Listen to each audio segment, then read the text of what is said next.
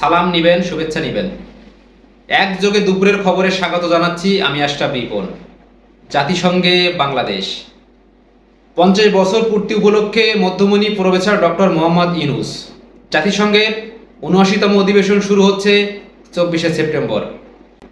জাতিসংঘের সাধারণ পরিষদের অধিবেশনকে সামনে রেখে নিরাপত্তার চাদরে ঢেকে দেওয়া হয়েছে নিউ ইয়র্ক। জাতিসংঘে বাংলাদেশের 50 বছর পূর্তি উপলক্ষে 27শে সেপ্টেম্বর বক্তব্য রাখবেন প্রফেসর ডক্টর মোহাম্মদ ইউনূস। 7 সদস্যের একটি প্রতিনিধি দল নিয়ে নিউ ইয়র্কের উদ্দেশ্যে রওনা হবেন, এমন তথ্য নিশ্চিত করেছেন ওনার একান্ত সচিব সাব্বির আহমেদ। এই 7 সদস্যের মধ্যে সফরসঙ্গী হিসেবে ওনার সাথে থাকবেন প্রফেসর ডক্টর মোহাম্মদ ইউনূসের মেয়ে দিনা আফরোজ।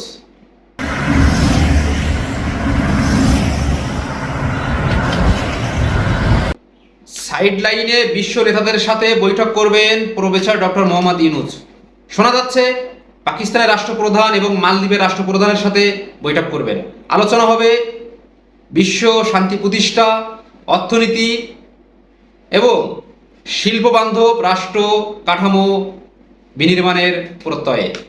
আরও শোনা যাচ্ছে জাতিসংঘে বিশ্ব নেতাদের কাছে উপস্থাপন করা হবে বাংলাদেশের ভঙ্গুর অর্থনীতি, অনিয়ম, অবিচার এবং জুলেহে গণহত্যার মতো ঘৃণ্য কাজগুলো। এই ছিল আন্তর্জাতিক বিষয়। দেশের অভ্যন্তরীণ বিষয় নিয়ে একটু বলতে চাই আপনাদের।